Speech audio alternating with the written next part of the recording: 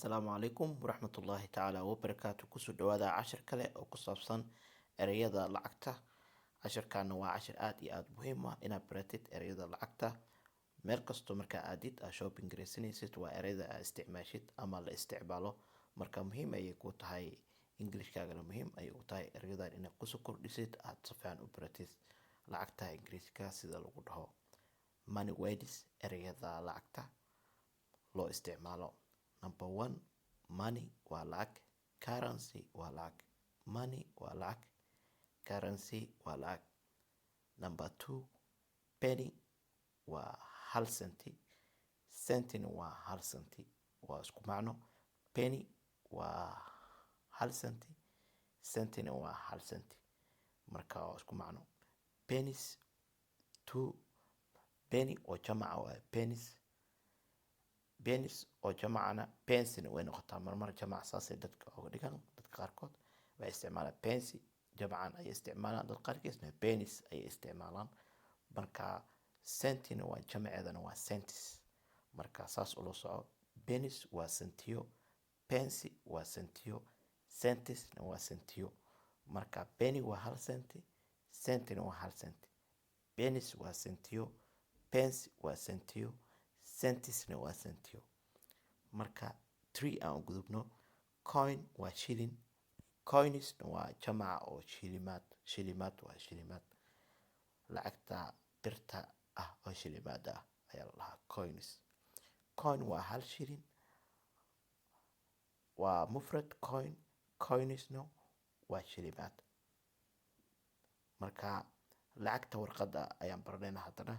Number four, pill waa lacagta warqadda. Banknote-na waa la dhahaa, note-na waa la dhahaa. Marka saddexdan erey waa isku macno. Sidee penny iyo cent iskugu macno yihiin ayay pill iyo banknote iyo note iskugu macno yihiin. Marka ha ku wareerin, haddaa pill aragtana waa lacagta warqadda, banknote-na haddaa aragto waa lacagta warqadda, note-na haddaa aragtana waa lacagta warqadda. Marka saas ula soco, ha ku wareerin. Ayadoo jamaca marka pills waa lacagta warqadaha ah, banknotes waa lacagta warqadaha oo jamaca, notesna waa lacagta warqadaha oo jamaca. Marka jamaca waxaan ku tusaa waa inaad fahamtid markaa jumladu ku aragtid inaad si fiican u fahamtid ayaan rabaa. Waxaa jamac u soo qaatay mufradka iyo jamaca aan u soo qaatay si aa cashir muhiim ugu noqdo ardayda baranaysa. Marka aan ku celiyo money words ereyada lacagta loo isticmaalo ama ereyada lacagta. Number one, money waa lacag, currency-na waa lacag. Number two, penny waa senti, sentina waa senti. Marka number two ayagoo jamaca, pennies waa sentiyo, pensina waa la dhahaa ayagana sentiyo waa ayagana, centisna waa sentiyo intaba. Number three, coin waa shilling, coinsna waa shillinyaal ama shilimo. Number four, pill waa lacagta warqadda, banknote-na waa la dhahaa lacagta warqadda, note-na waa la dhahaa lacagta warqadda. Ayadoo jamacana number four ah, pills waa lacagta warqadaha, banknotes waa lacagta warqadaha, notesna waa lacagta warqadaha. Marka saas ula soco. Qaybta kale aan gudbinaa. Number five, grand. Grand waa 1000. 1000 meesha dhihi lahayd marmar waxay ku dhahayaan grand. 1000 iyo grand waa isku macno. Number six, dollar waa lacagta dollarka. Dollar waa hal dollar. Dollarna lacagta dollarkana waa la dhahaa. Hal dollarna way tahay. Dollar waa hal dollar. Pack waa la dhahaa. Af suuqa pack inta badan waxaa maqlaysaa pack ama dollar labadaba waa maqlaysaa. Packna waa hal dollar ama waa af suuq oo dollar ah. Lacagta dollarka. Ayagoo jamacna waa kan dollars, lacagta dollarka, packs lacagta dollarka oo jamaca. Marka 50 cents waa konton senti. 50 cents waa konton centi. 50 pennies haddaa aragtidne 50 pennies waa konton centi. 50 pence waa konton centi. 50p waa konton centi. Intaasba waa isku macno. Marka saas u baro 50 cents haddii lagu dhaho iyo 50 pennies iyo 50 pence iyo 50p intaasba waa isku macno, waa konton centi ayaa looga jeedaa. Number 8 equator. Equator waa 25 centi. Equator waa 25 centi. Number 9 a dime. A dime waa 10 centi. 10 cent. 10 cents waa 10 cent. A dime waa 10 cents.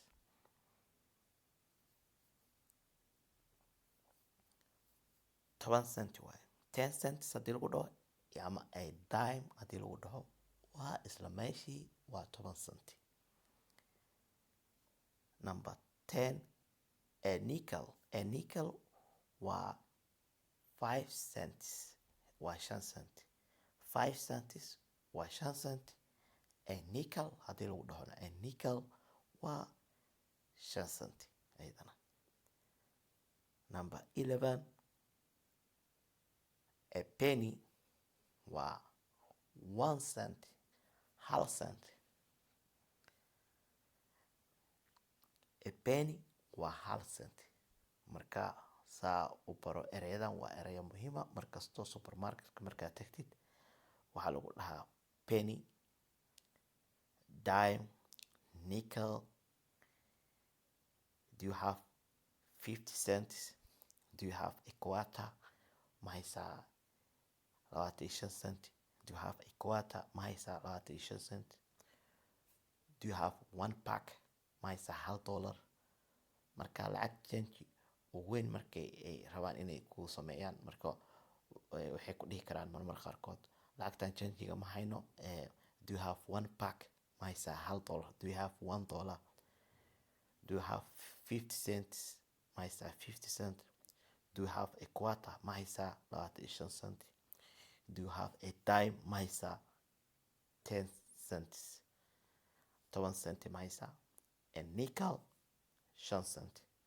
Marka haddii lagu dhaho do you have a dime ama do you have 10 cent? 10 cents marka ma haysaa waa isku mid. 10 cents iyo a dime waa isku mid. Marka taa saa ula soco. Marka aan ku celiyo ground waa 1000, waa $1,000. Ground waa 1000, waa $1,000. ama lacag kale raacin kartaa magaceeda, markaas lacagtaas ayay noqonaysaa oo 1,000 ah. Number 6 dollar waa dollarka Mareykanka. Pack waa dollar, lacagta dollarka ama waa $1. Dollar waa $1 way noqotaa. Dollar lacagta Mareykankana way noqotaa oo dollarka Mareykanka. Marka saa u baro. Number 6 dollars waa iyadoo jamca lacagta dollarka. Packs waa iyadoo jamca lacagta dollarka. Packs laakiin waa af suuq, waa afka inta badan ah ka maqlaysid dadka markay isla hadlayaan. Number 7 50 cents. 50 cents waa 50 cent. 50 pennies waa 50 cent. 50 pence waa 50 cent. 50p aa maqleen mararka qaarkood. 50p waa 50 cent ayadana. Marka saa ula soco. Number 8 equator. Equator waa 25 cents. 25 cents waa 25 cent. Equator waa 25 cent. Number 9 a dime. A dime waa 10 cent. 10 cents. A dime iyo 10 cents waa isku mid. A dime waa 10 cent. 10 cent waa. Number 10 a nickel. A nickel waa 5 cent. A nickel waa 5 cent ama 5 cents. 5 cents haddii lagu dhaho waa 5 cent. A nickel haddii lagu dhahona waa 5 cent. Number 11 a penny. A penny waa 1 cent. A penny waa 1 cent, marka waa hal cent. Marka penny waa hal cent. 1 cent iyo haddii lagu dhahana waa hal cent. Penny-na haddii lagu dhahona waa hal cent. Marka waa isku macno. Meel dheer ha u raadinin. Intaan waxaan ku baranay marka $1 wixii laga soo bilaabo ilaa hal cent. Iyo garaanda oo ah 1000 kun. 1000 kun. Marka cashirkan waa cashir aad iyo aad muhiim u ah marka kastoo aad wax gadanaysid ama change lacagta lagu sameynayo. Aad iyo aad ayuu muhiim u yahay inaad kala taqaan shilimaanta iyo lacagta caadiga ee warqadda iyo sida loo isticmaalo iyo ereyada la dhaho.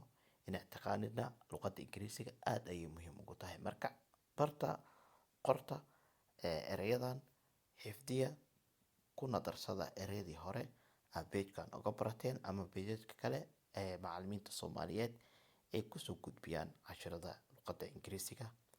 Fadlan haddii aad nala joogi jirtay commenti kusoo qor cashirkan si aad uga faa'iiday. La wadaag asxaabtaada meel kasta ay joogaan, like-na inoo saar. Haddii aan nala joogi jirno oo nagu cusub tahay, fadlan subscribe inoo dheh channel-keena. Aad iyo aad ayaa u mahadsantihiin dhammaantiinba intii cashirkan maanta ka faa'iidaysatay iyo intii ka faa'iidaysan doonta. Intaan ku kulmeyno cashir midkaan la mid ah, waxaa idinkaga tegayaa assalaamu calaykum waraxmatullaahi tacaala wabarakaatuh.